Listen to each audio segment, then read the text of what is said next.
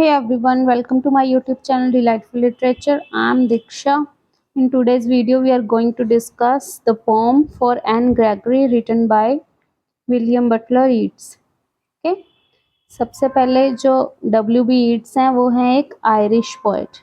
ठीक है, Irish poet है, इसका मीनिंग क्या है कि वो आयरलैंड जो एक कंट्री है वहाँ के रहने वाले थे. ठीक है, और ये एक ड्रामेटिस्ट थे, राइटर थे और क्रिटिक थे. और 1923 में, बहुत इम्पोर्टेंट है ये, 1923 में W.B. Yeats को नोबेल प्राइज़ मिला था फॉर लिटरेचर. ओके, इससे ही पता लगता है कि कितने ज़्यादा रिनाउंड पोएट थे ये.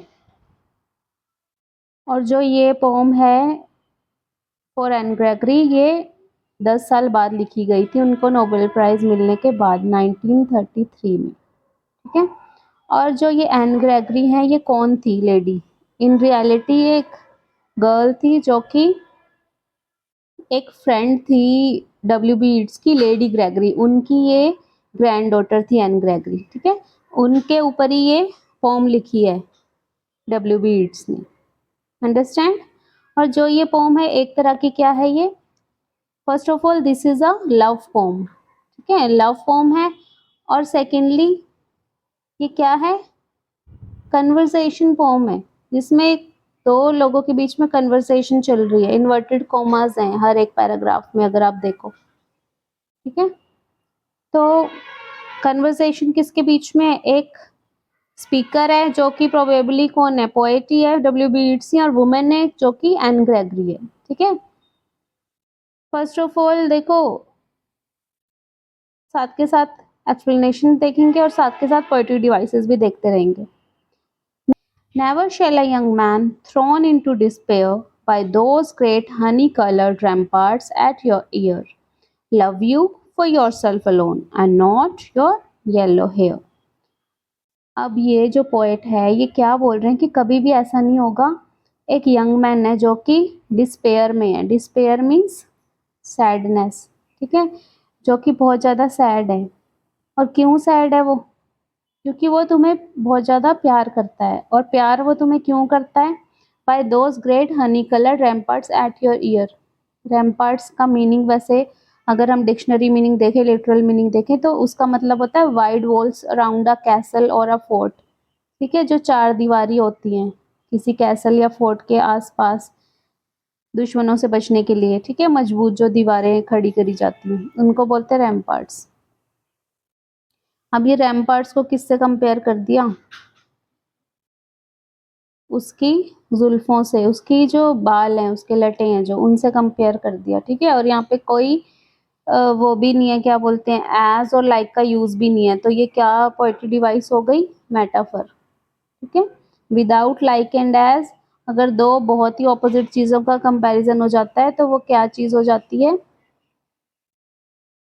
मेटाफर. ठीक है, अब देखो उसके बाद वो देखो तुम, इसमें राइम स्कीम क्या बनती है? Man, A despair, B coloured, C फिर ear. Despair ear same same हो रहा है. बी, ठीक है, A B C B alone, ये डिफरेंट हो गया. डी हेयर, डिस्पेयर ईयर और हेयर सेम है. बी बी ए बी, तो पोएट्री डिवाइस अब क्या बन गई इसकी? A B C B D B. Throughout the poem यही पोएट्री डिवाइस है. ठीक है, ये क्वेश्चन इसीलिए मेन बन जाता है. इस पूरी पोम के हर एक पैराग्राफ की सेम पोएट्री डिवाइस है, तो हमें ये याद करनी पड़ेगी.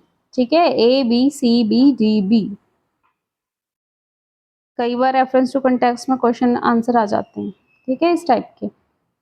उसके बाद देखो कितनी लाइंस की है ये जो ये पोम है. इसमें only 3 stanzas are there and each stanza is of 6 lines. ठीक है, 6 लाइन होती हैं तो उसको बोलते हैं सेस्टेट.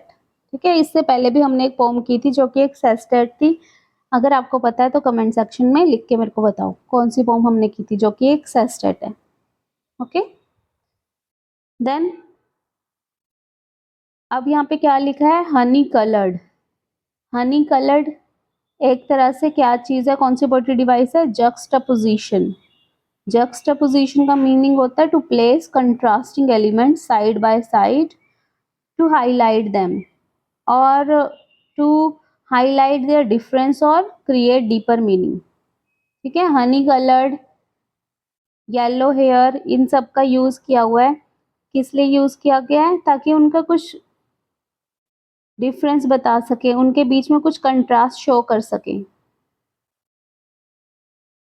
अपनी बुक जो है एनसीईआरटी वो साथ में रखा करो और ये साथ के साथ लिखते रहा करो। ठीक है, अगर अच्छे से आपको ये करना है।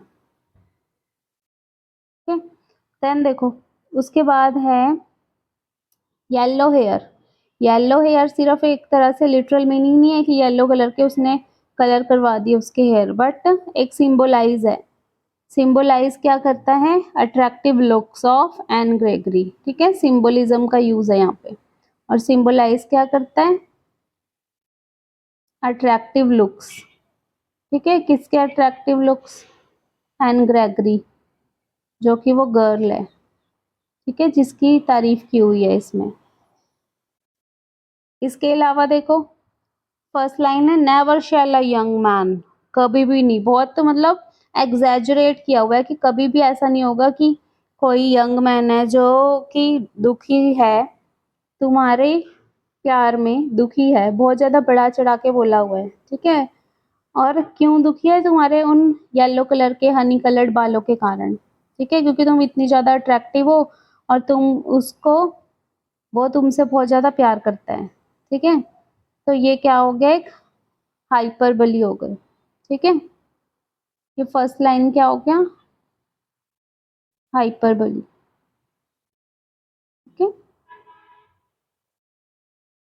अब देखो आगे एक है सेकंड लास्ट लाइन इसी स्टैंजा की, love you for your self. य और य साउंड यहाँ भी आ रहा है और एक योर और येलो यहाँ भी आ रहा है। ये सब एलिट्रेशन का एग्जाम्पल है। पहले तो एक तो ये हो गया।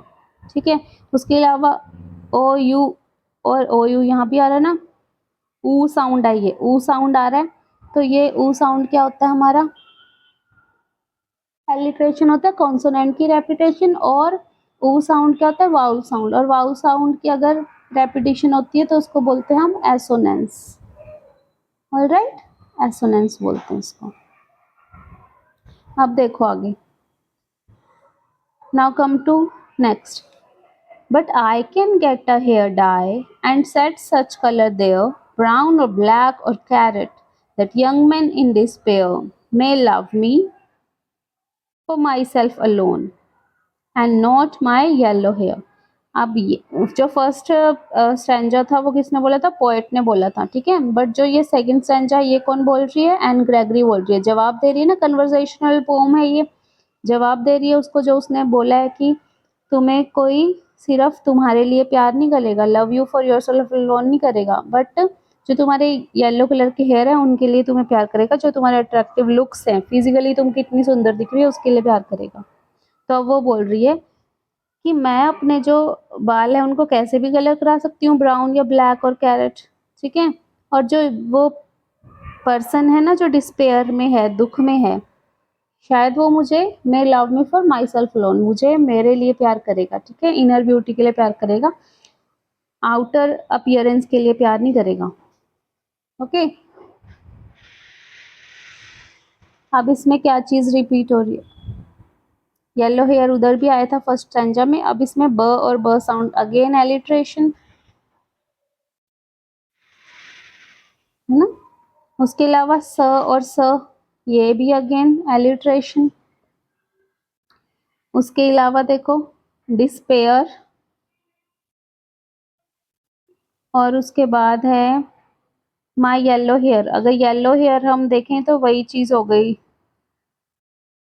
रेपिटेशन हो गई फर्स्ट वाले स्टैंजा से। ठीक है, बट ज्यादातर क्या होता है पेपर में, एक ही स्टैंजा ही आ जाता है आपको, दो दो ऐसे नहीं आते। ठीक है ना, तो इसमें तो यही है, ज्यादा पोएट्री डिवाइस है नहीं।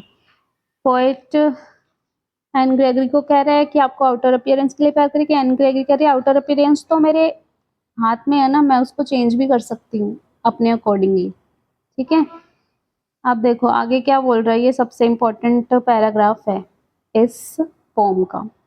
I heard an old religious man, but yesterday night declare that he had found a text to prove that only God, my dear, could love you for yourself alone and not your yellow hair. Again yellow hair repetition हो गई।